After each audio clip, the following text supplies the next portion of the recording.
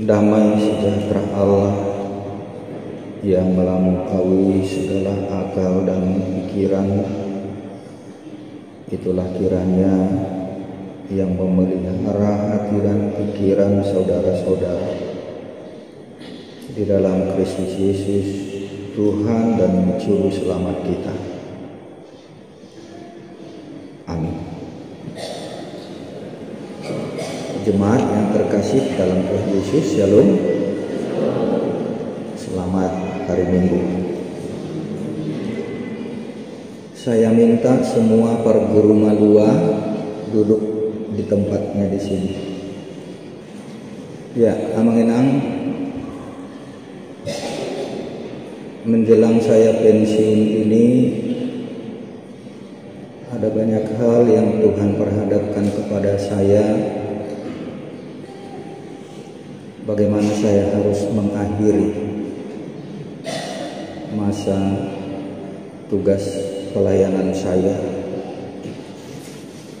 Terima kasih untuk nyanyian Rena tadi yang mengingatkan saya sahat ula tohonanmi. Dan memang akhir-akhir ini saya dalam kegundahan hati, terutama setelah kejadian tanggal 3 yang kami kecelakaan di jalan tol. Ini bagian dari perenungan saya, bagaimana saya harus mengakhiri pelayanan saya, terutama untuk kita amang-inang jemaat.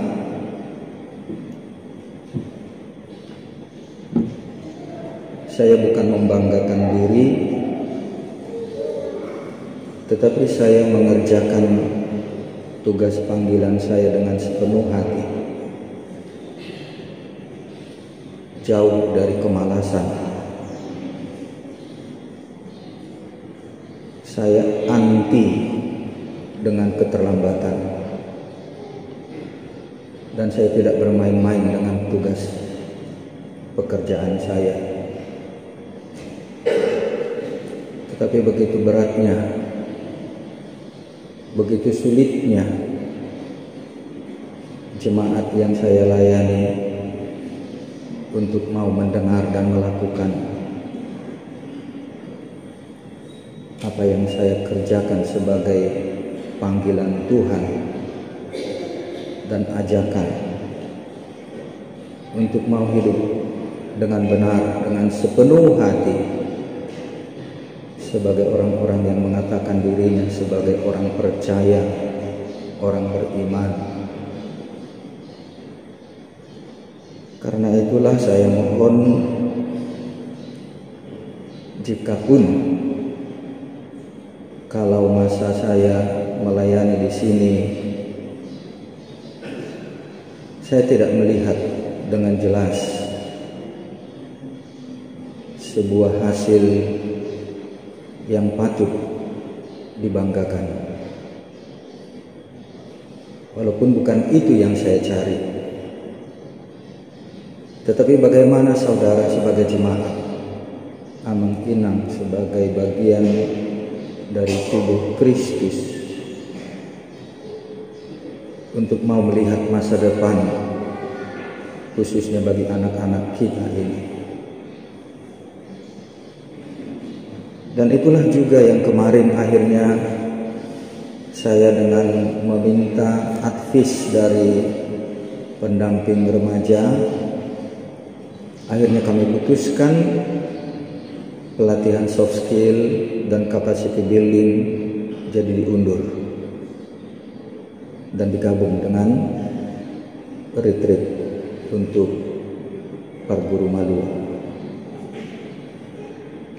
Karena yang saya bayangkan, kalau sekiranya dipahami apa itu pelatihan soft skill dan capacity building, yang saya sudah hubungi narasumber, kita bayar mahal, hanya diikuti oleh 20 orang. Sangat sayang. Sayang sekali. Saya bayangkan kalau mengerti apa itu soft skill dan capacity building yang mau dibekali untuk anak-anak kita ini, semua akan berebut untuk ikut dalam pelatihan itu. Karena hanya bayar 100.000 untuk 2 malam.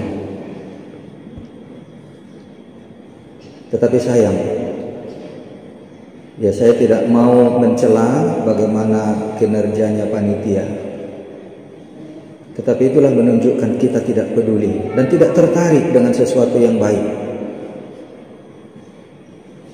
Dan tidak mau untuk diajak maju, untuk melihat masa depan. Karena itulah saya dengan advis dari pendamping remaja akhirnya memutuskan biar digabung dengan retreat Park Buruma 2 supaya mencapai jumlah yang memadai. Nah, karena itu tolong seperti yang diwartakan tadi, semua untuk hadir yang akan ikut dan panitia bersama dengan pendamping remaja hari Jumat sebelum PA, supaya kita di situ mempersiapkan. Dan kalau mau ikut jangan main-main, karena itu sangat mahal, itu sangat berharga, sangat penting. Materi soft skill dan capacity building yang akan disampaikan itu materi yang sangat penting untuk kita bisa mengenal diri kita dan apa kecenderungan kita dan bagaimana kita mempersiapkan diri untuk menghadapi masa depan. Itulah kerinduan hati yang ingin saya sampaikan juga kepada anak-anak kami Naposo dan remaja. Seandainya kamu mengerti tentang apa yang saya persiapkan dan apa yang saya kerjakan, saya pikir kalian akan berlomba-lomba untuk mau ikut dan mengerjakannya. Itulah sebagai curhat saya, Amangenang. Sebentar lagi saya akan tinggalkan jemaat ini dan saya rindu. Meskipun bukan saya yang akan melihat, tetapi kamu sendiri ke depan jangan menyesal. Karena apa yang saya lakukan, apa yang saya persiapkan, apa yang saya berikan itu sesuatu yang sangat berharga. Baiklah Amangenang, kita akan mendengar dan merenungkan firman Tuhan dari Mazmur 103 ayat 15 sampai 18. Demikian firman Tuhan. Adapun manusia hari-harinya seperti rumput, seperti bunga di padang, demikianlah ia berbunga. Apabila angin melintasinya, maka tidak ada lagi ia, dan tempatnya tidak mengenalnya lagi.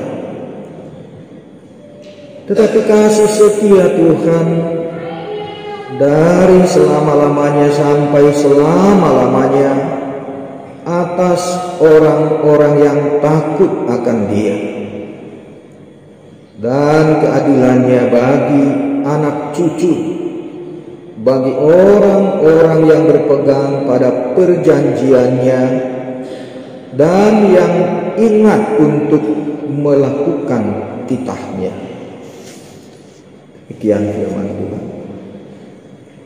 Jemaat yang dikasihi Tuhan Yesus, Mazmur ini adalah perenungan Daud.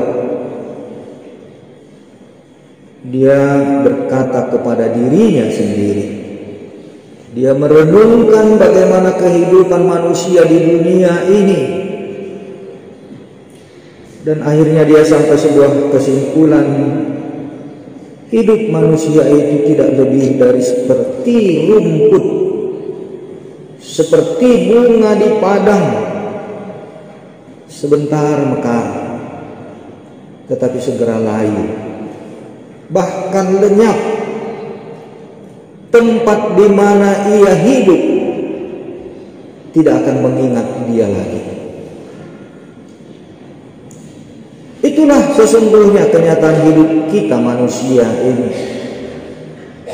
Digambarkan dengan persis oleh Daud dalam Mazmurnya ini. Hidup kita ini memang seperti rumput, seperti bunga yang mekar sebentar, kemudian sore sudah layu dan hilang lenyap. Seperti hembusan angin yang tidak tahu dari mana datangnya dan kemana perginya, tetapi begitu saja melintas. Di dalam kehidupan ini kita mengalami itu. Karena itulah saudara-saudara, kata-kata ini adalah kata-kata bijak dari orang yang merenungkan kehidupan. Bukan dari seorang yang hanya melihat yang di depan matanya itu saja, tetapi dia memandang jauh ke depan secara luas, bahwa ternyata hidup itu hanya setitik debu. Karena itulah maka firman ini juga sebagai firman Tuhan yang mengajak kita untuk merenungkan apa makna hidup. Untuk apa kita hidup di dunia ini? Dan bagaimana hidup kita di dunia ini supaya jangan hanya sekedar angin yang melintas, supaya jangan hanya sekedar seperti rumput atau bunga yang sebentar mekar kemudian layu dan lenyap. Supaya jangan ketika kita sudah meninggalkan dunia ini, tempat di mana kita hidup itu sendiri pun melupakan kita dan tidak ada bekas. Ya memang di dunia ini tidak akan ada bekas yang akan kita tinggalkan. Kalaupun kita mempunyai karya yang luar biasa, orang hanya mengenang, oh iya si Anu begini dulu. Tetapi mungkin apa maknanya itu bagi kita?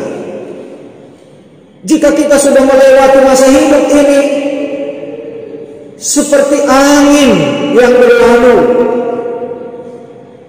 kita sendiri tidak tahu mau kemana. Dan bagaimana kita memaknai hidup ini selama kita hidup di dunia ini? Katakanlah 70 tahun, 80 tahun.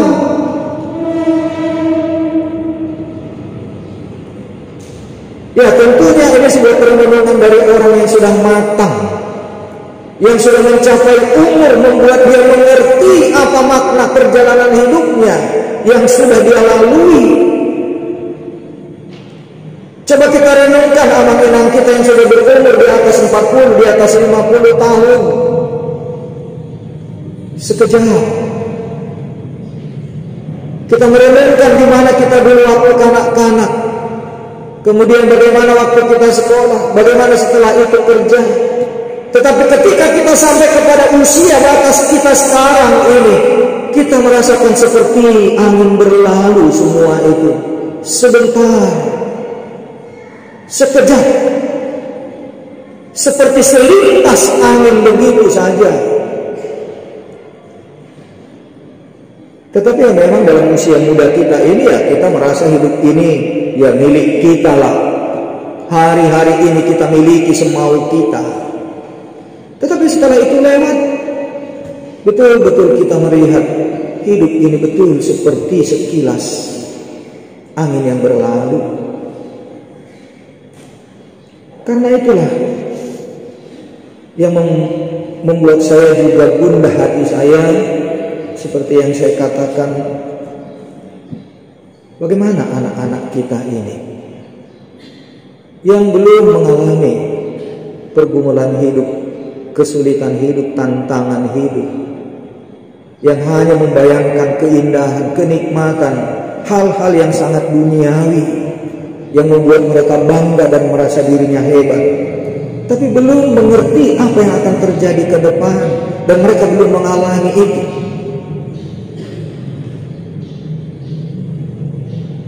Karena itulah saya menginginkan sebenarnya kalau setiap kegiatan pembinaan yang saya lakukan kita mengerti, supaya kita mengerti kebenaran yang sesungguhnya di dalam firman Tuhan. Disitulah kita akan mengerti dan bisa memaknai hidup ini. Ibu bapak, saya tidak menyesal dengan apa yang saya kerjakan walaupun orang tidak menyambut dengan baik.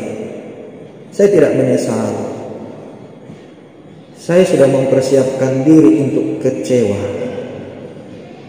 Bahkan seperti nyanyian tadi saat pula tahunani, tahun mana jadi. Saya sudah mempersiapkan diri untuk mengalami itu. Tetapi yang saya rindukan bagaimana saudara. Maukah saudara untuk mengerti makna hidup ini? Maukah saudara mempersiapkan diri untuk menghadapi masa depanmu? Maukah saudara untuk menerima harta yang berharga yang mulia, firman Tuhan, dan berbagai hal yang diberikan oleh orang-orang yang baik, para pemimpin kita, guru-guru kita, pendidik-pendidik kita, orang-orang tua kita.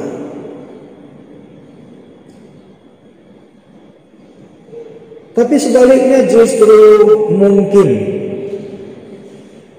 saya melihat juga di tengah-tengah jemaat kita ini, orang-orang tuanya pun sepertinya tidak peduli dan tidak mau tahu. Belum sampai kepada sebuah kesadaran, masih merasa dunia ini nikmat, bangga dengan apa yang dia miliki, dan tidak mau mempersiapkan bagi anak-anaknya untuk masa depan yang lebih baik. Dia hanya mengacu kepada dirinya sendiri dan tidak mempersiapkan anak-anaknya untuk masa depan. Kalau saya katakan kurang berpendidikan, ya tidak juga. Ya sudah banyak kita orang-orang tua yang sarjana. Itu sebuah taraf kehidupan yang sudah lebih dari rata-rata. Kalau kita sudah sarjana, itu sudah mencapai puncak tingkat kedewasaan berpikir dan menganalisa, memahami, yang sudah bisa menjangkau apa dampak dari sesuatu yang ada di dalam kehidupannya yang dia lakukan. Mestinya orang-orang yang sudah berpendidikan seperti itu harusnya lebih sadar dan lebih sungguh-sungguh untuk mempersiapkan anak-anaknya. Hal seperti inilah Bapak Ibu saudara-saudara yang selalu juga menjadi bagian dari pergumulan saya. Kalau boleh saya juga sharing sebagai kesaksian buat kita. Saya dari sejak anak-anak waktu SD saya sudah bercita-cita menjadi pendeta.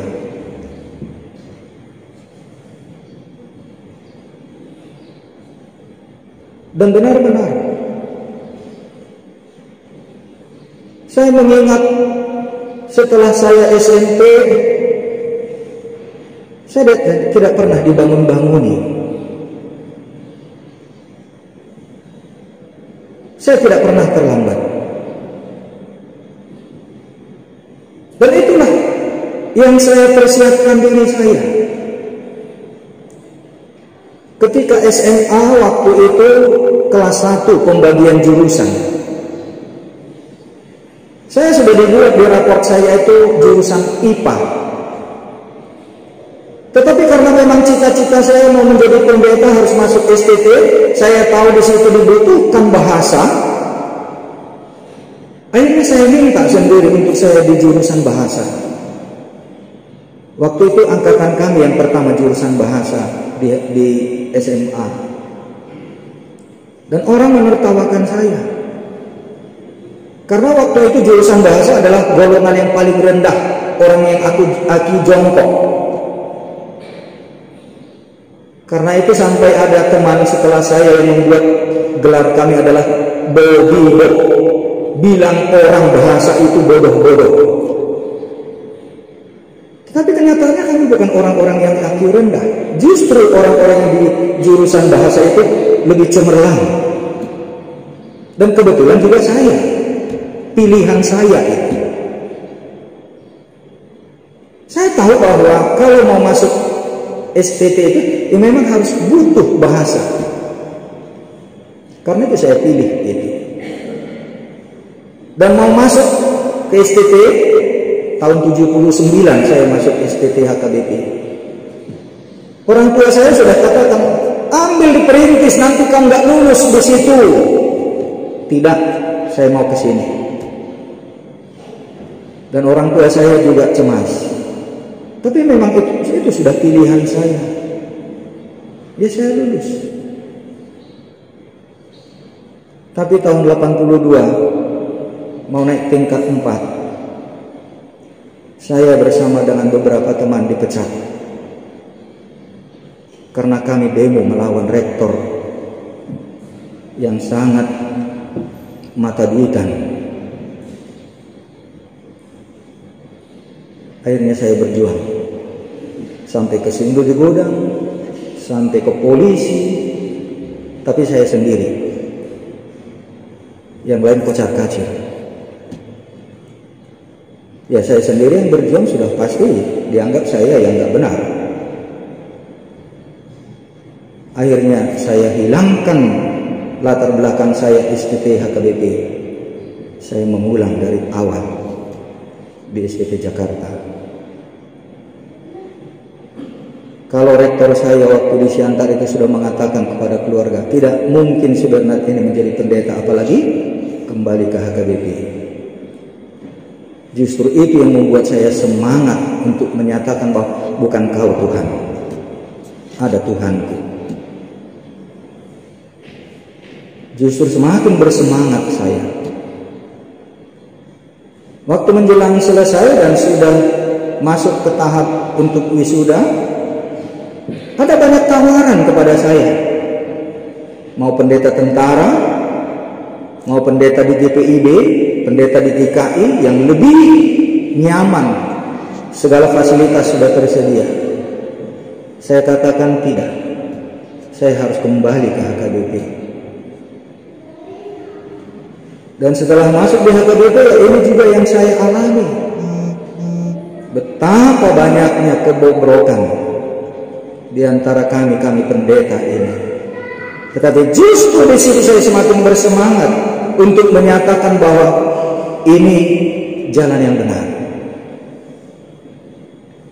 Hal-hal seperti ini saya katakan kepada kita saudara-saudara sebagai bagian dari kesaksian sharing saya, terutama kepada anak-anak kami. Tetapkanlah hatimu. Di hadapan Tuhan minta apa pilihanmu. Dan jangan ragu. Tapi pelihara jalan hidupmu. Dan jangan takut dengan apapun yang terjadi.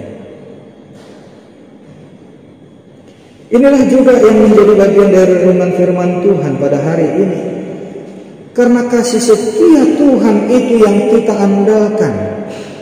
Kita berpegang kepada janji-janji Tuhan. Tetapi bekali juga diri. Persiapkan menghadapi masa depan yang sulit bagaimanapun. Kesulitan apapun. Jangan gentar dan jangan takut. Berpegang kepada kasih setia Tuhan dan janji Tuhan. Itulah firman-Nya. Dan dalam pengalaman hidup saya sungguh banyak kesulitan dan tantangan hidup. Terutama berhadapan dengan kenyataan di HKBP ini. Sampai detik ini. Sehingga dalam hati saya sekiranya saya dipecat dari kependetaan di HKBP ini, saya akan berbahagia dan bersyukur kepada Tuhan. Yang penting bukan saya yang keluar. karena begitu rumitnya kenyataan yang saya hadapi. Saya bukan mau membuka kejelekan kepada saudara, tetapi untuk melihat bagaimana tantangan kehidupan itu di tengah-tengah gereja itu pun banyak. Begitu juga barangkali saudara mengalami kenyataan bagaimana di jemaat kita ini tantangan itu pun banyak. Ketidakjujuran itu, ketidakbecusan itu pun banyak. Ada di kalangan para hamba-hamba Tuhan juga yang bisa membuat kita lemah dan bisa mengatakan pendeta saja begitu, sing tua saja begitu. Jangan itu membuatmu menjadi lemah, tapi justru semakin bersemangat untuk engkau membuktikan bahwa dirimu adalah orang yang berpegang kepada janji Tuhan. Jangan kambing hitamkan siapapun, karena orang punya persoalan dan tanggung jawab masing-masing. Tapi berpegang kepada janji Tuhan, hidup lurus benar di dalam firman Tuhan, maka disitulah kita juga akan melihat bagaimana hidup ini dalam Tuhan. Disitulah kita memaknai hidup. Kita tidak terombang-ambing dengan segala tantangan atau godaan. Kita tidak menjadi tertarik kepada sini, tertarik kepada situ, tetapi tetap lurus berpandangan kepada apa yang sudah dijanjikan oleh Tuhan. Berpegang kepada janji Tuhan. Ada banyak tawaran mungkin, godaan dari lingkungan, tetapi kalau kita lurus berpandangan kepada janji Tuhan, kita tidak akan tertarik dengan semua itu. Kalau saya mau kaya raya gampang, tapi sedikit pun saya tidak tertarik dengan itu. Saya tidak tertarik dengan uang, karena saya sudah menetapkan diri saya, hidup saya untuk menjadi pendeta. Bayangkan saudara-saudara, kalau saya pendeta yang kaya raya. Bukan lagi pendeta yang benar kalau begitu.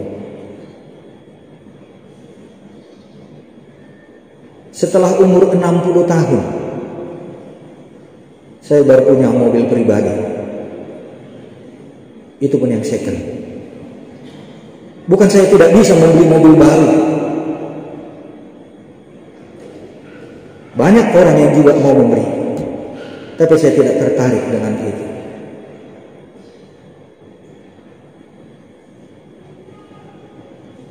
Dengan disiplin hidup seperti inilah, bagi saya menjadi teladan untuk mengajarkan keteladanan hidup kepada jemaat. Bukan saya mau menikmati apa yang ada. Dan di sini juga mungkin perlu saya katakan untuk saudara juga bisa berkaca belajar.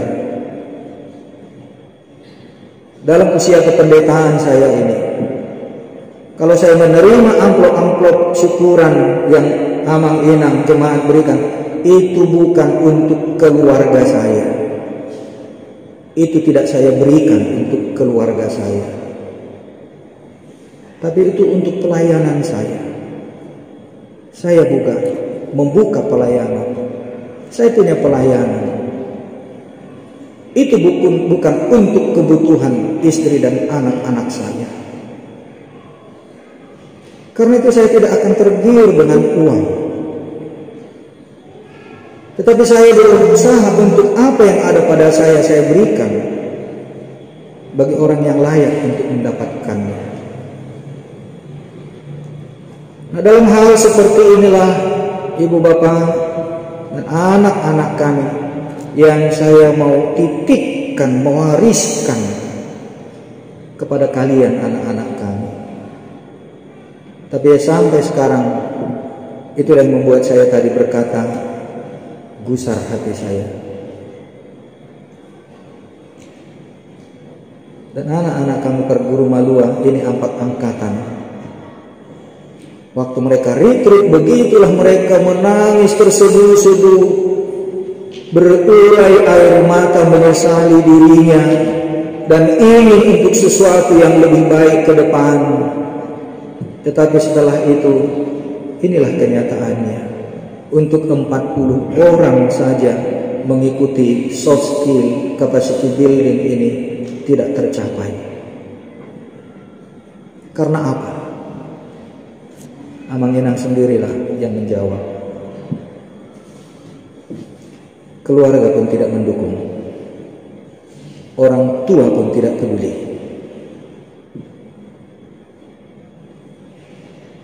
Maka apa yang saya tabur, saya ajarkan kepada anak-anak kita tidak bertumbuh.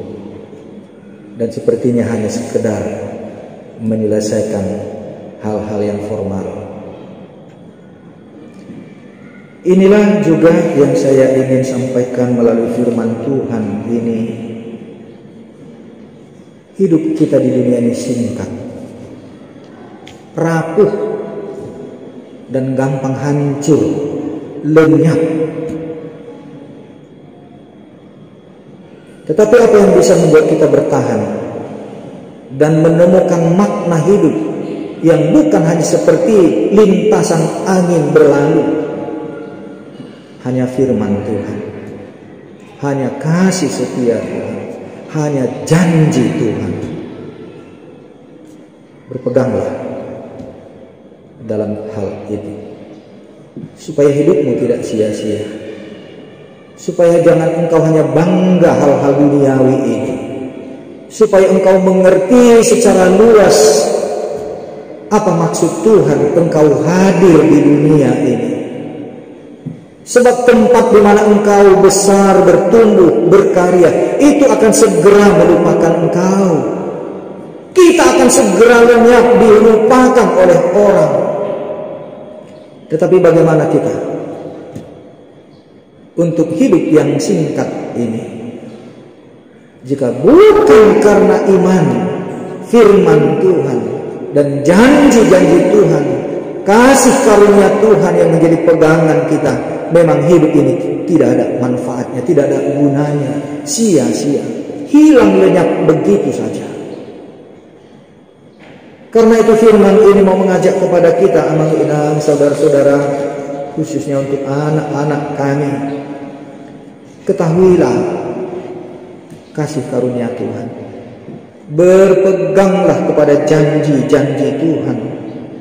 Kasih setia Tuhan itu tetap selama-lamanya. Disitulah kita tidak akan sia-sia hidup ini. Waktu hidup kita yang singkat ini akan kita gunakan sebaik mungkin, bekerja dan berbuat bagi orang banyak.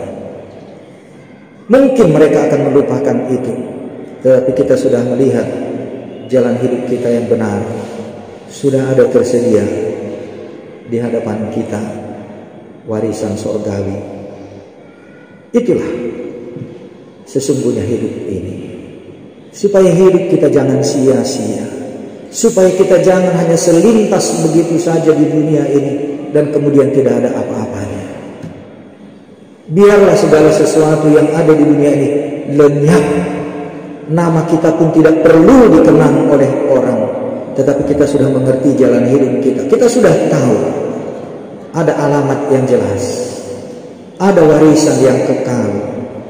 Disitulah kita akan menjalani hidup ini tidak menjadi sia-sia, dan kita tidak membuang-buang waktu dan segala harta milik yang diberikan Tuhan bagi kita.